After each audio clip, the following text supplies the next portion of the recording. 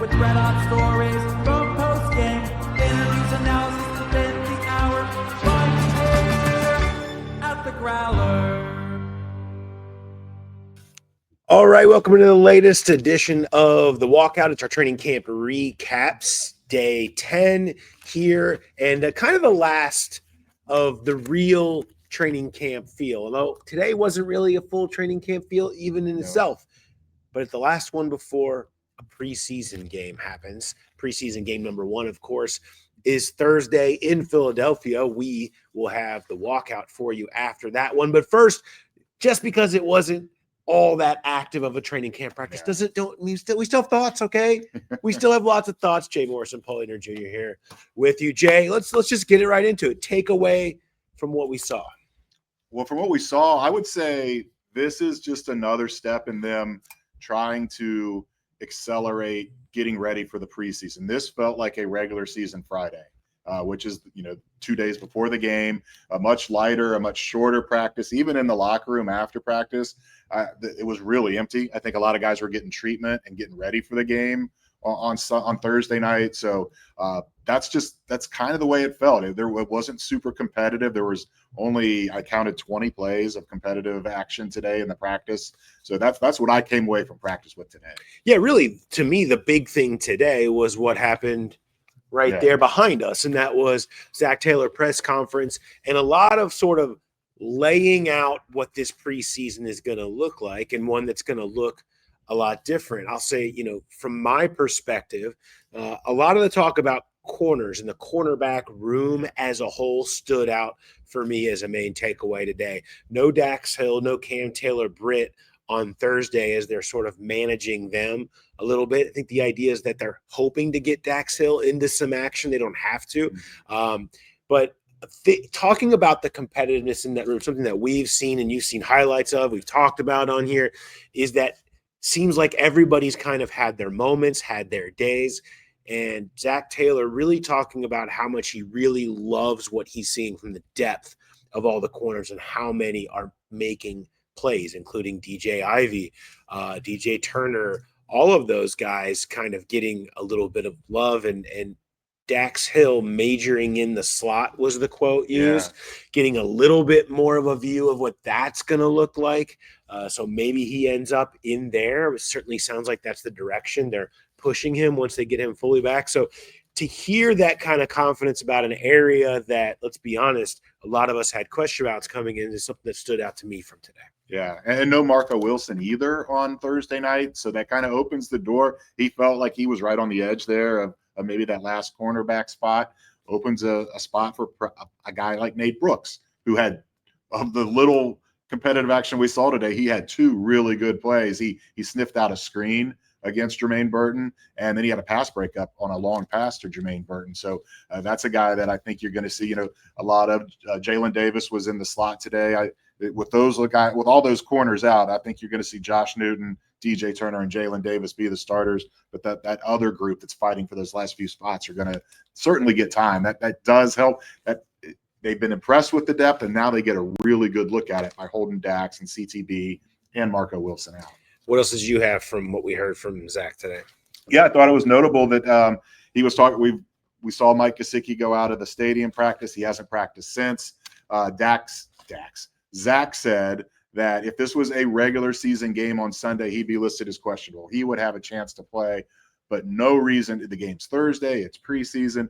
No reason to push him. So it doesn't sound serious. They're just taking it slow with him. They need him, even though they signed Noah Fant. They are going to be ultra cautious with Mike Gesicki. So it's no reason to panic when you don't see him out there with the rest of the starters on Thursday. Yeah, I mean, we're still 33 days from the opener. I mean, for something that you would be questionable for with your hamstring on this weekend, not something you're going to be concerned about long run. No reason to push it. And yeah, you mentioned Fant. Him being out there today. One thing that was said about him was that he's not going to play on Thursday. They've been working really hard with him to try to get him to learn stuff. And that's been the case this week. That's going to be the case through these next few days. And then when he comes back and everybody gets back into the mix on Saturday, then it's going to be fully integrated Noah Fant ready to go and be a part of the team. But they kind of essentially gave him this week to just run through the motions, get caught up, start to understand things a little bit until they started fully kind of pushing him out there and they want what they want him to be. Yeah. Cam Grandy game on Thursday night. Yeah, look out for that. Get your Cam Grandy bets in. All right, something that they said that stood out to you. So, something that Zach said, he was asked about Desmond Ritter, and he said Jake is going to get the bulk of the snaps after Joe and the starters go out, and whatever's left for Desmond, he'll get. It doesn't sound like it's going to be a quarter for Joe Burrow and the starters and a quarter for Jake Browning. It sounds like those twos are going to play a lot in this game, and so that leads me to really be interested in what that receiver room looks like, because there's guys like Charlie Jones, Jermaine Burton that do need to get out there and play, Isaiah Williams too. And not only are those guys receivers, they're in the mix for the punt and kick return battle. So I think those three guys are really going to be interesting to watch, the rotation that they have on returns, and then how many targets, catches, all that they get from Jake Browning. This isn't going to be a game where it's total back of the roster, just trying to get guy snaps and get stuff on film. It feels like there's just that ripple effect. You put the starters in early, you let the twos play long. There's not going to be a lot left for the threes. Yeah, we've talked a lot about how important this preseason is going to be for someone who you just mentioned, Jermaine Burton, and he can go out there and have big games, run the right routes, do all the right things, show up for the flight, right? Like, we still have to count that as part of the equation here. But, you can see 3 games for Jermaine Burton where you start to see it happen in the games, doing all the things that he's supposed to be doing. That starts on Thursday for him. Could be some snaps with Joe Burrow. Want to touch on this is, several series. I dubbed it sort of a quarter-ish. He didn't want to commit because it can go over, but about a quarter is what's expected for Joe Burrow. This is a guy who has thrown one pass, which is a quick wide receiver screen that wasn't caught to Jamar Chase, and then 1 series last year. That's his preseason. Yeah. That's what he's had. 1 total drop back where he dropped back for more than 2.5 seconds in his entire preseason life. And we're about to see several series here on Thursday. But what stood out to me even more of that was that we see Washington to be more of that. Feels like that's going to be almost, if not a full half. Yeah. So you're going to get a quarter here against Philadelphia. You're going to get potentially a half at Washington. That's a lot of run. That's a lot of play. That is a lot of getting that bad first game out of the system. Yeah. And I feel like you're going to see him take hits. Fans are going to get nervous. There's going to be a gasp. That's the type of thing that is going to happen, because I think that's what Joe wants to happen, so he can feel like when he goes to Cleveland, he's not still getting that out of his system. But notable how much, as we now finally see the full idea of what they want it to look like, how much that will actually be. Yeah, and that's 2 playoff defenses that they're going to be facing in Philadelphia and Washington. And you would think it would be kind of the same plan with Washington in that second game, that they're going to see a lot of their first team defense.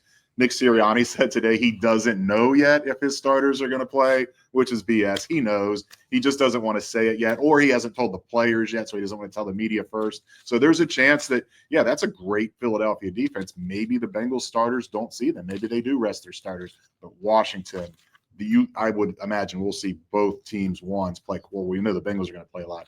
You would hope that Washington would, and that will be the real test to kind of propel them to a faster start, not mess up week 1, rain, sunshine, whatever it is in Cleveland. Of course, all things subject to change. If Orlando Brown and Amarius Mims get dinged and they can't go in Washington, I'm going to tell you that's probably going to be dialed back a little bit about how long Burrow.